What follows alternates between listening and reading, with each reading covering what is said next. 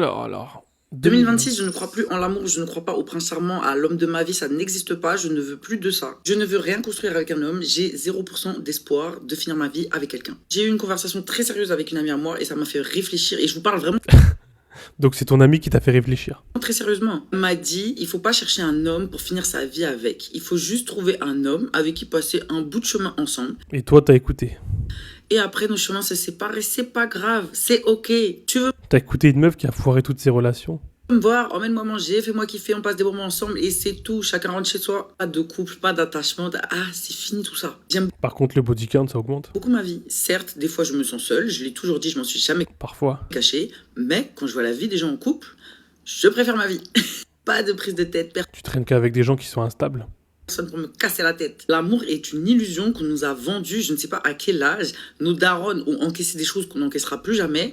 Et en fait, on n'a pas de référence. Je suis désolée, je n'ai pas de référence. C'est vrai que tes darons, ils ont rien encaissé, eux. Même dans mon entourage, j'ai aucun modèle de couple qui me donne envie, même si vous croyez qu'il y en a qui sont beaux ensemble, on sait très bien ce qui se passe derrière. J'avais entendu un truc un jour qui est très vrai. La plupart des hommes ont une femme forte et non une femme heureuse. Je Et la plupart des femmes ont un homme fort. refuse d'être ce genre de femme. Je ne veux pas me battre pour un homme. Merci pour ce beau discours. On va voir un autre truc que t'avais dit.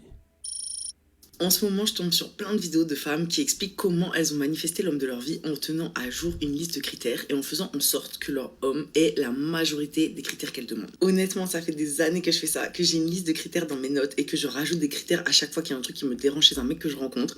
Et c'est pas pour autant que j'ai rencontré ou manifesté l'homme de ma vie. J'ai également donné tous mes critères à ChatGPT pour qu'il me sorte l'homme de ma vie avec un peu d'espoir. C'est efficace que le FBI en fait. J'habite malheureusement dans une ville depuis 2 ans où il n'y a absolument pas mes critères. Mais je ne suis Dubaï. pas fermée à l'idée de sortir du pays, d'aller chercher l'homme de ma vie et de l'importer ici en fait. Bref, j'ai trop parlé, je vous partage Par contre, quand c'est un homme qui va importer une femme, on va lui dire c'est passeport bro, misogyne. ma liste de critères. Si vous avez ça dans votre entourage, un collègue, un cousin, un oncle, on ne sait jamais. Et pour tous ceux qui Un disent oncle? que je suis trop exigeante, tous les critères que je demande, je les ai aussi. Ça veut dire que je demande juste la même chose que moi. Tout ce que je demande, je peux le fournir. Commençons par le physique. J'ai une préférence pour les teints mat, métis, mais je suis pas complètement fermée. Il faut qu'il soit grand, en tout cas plus grand que moi avec des talons. Je mesure 1m73. L'idéal, à partir d'1m80, on est bon. J'aime les visages Donc en fait, c'est de l'hypergamie, puisqu'elle veut plus grand. Tu veux pas pareil que toi, tu veux plus grand que toi. sans poils, soit une petite barbe vraiment très taillée, bien court, soit moustache, boucle, soit que boucle, soit imberbe, j'aime bien. Un beau sourire, une belle dentition, c'est peut-être le premier truc que je regarde. Pas forcément Moi aussi, quand je te vois, je me dis... des dents parfaites, mais en tout cas un sourire harmonieux. Pour les cheveux, un mec avec des cheveux. Pas de chauve, pas de calvitie. Bon, j'avoue, c'est le critère qui peut dégager. Il n'y a pas tous les critères qui sont obligatoires. Je peux faire des concessions, bien sûr. La coupe de Surtout quand on voit ta tête, tu peux faire des concessions. cheveux, vas-y, c'est pas trop grave. Mais dans l'idéal, petit contour dégradé, ou wave, ou natte collée, ou afro, curly. Un mec avec des cheveux. Ensuite, un mec qui prend soin de lui, qui va à la salle de temps en temps, qui s'entretient. Je demande pas un fit boy musclé de partout avec les six-packs, ou un gars qui fait de l'aérox. Non, juste tranquille, il prend soin de son corps. Avec un bon petit style vestimentaire, juste un petit style sportswear, ça me va. Vraiment un mec simple, mais qui a du flow. Dans l'idéal, mes critères, il peut sauter. Pas de tatouage. Avant, j'adorais les tatouages, mais maintenant, j'aime pas du tout.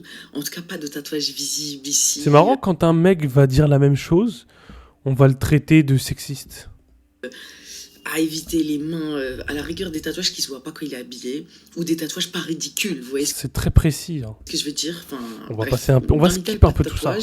Cette ville est tellement romantique. Bon bref, on va skip un peu tout ça pour dire que en fait, cette femme-là, elle veut customiser un mec en 2025 le 26 avril. Et plus tard, en 2026, non mais finalement c'est bon, j'ai parlé avec une pote, je veux plus d'homme. Que va-t-il se passer en 2027? Ou même là, on est au mois de février. Au mois de mai, que va-t-il se passer?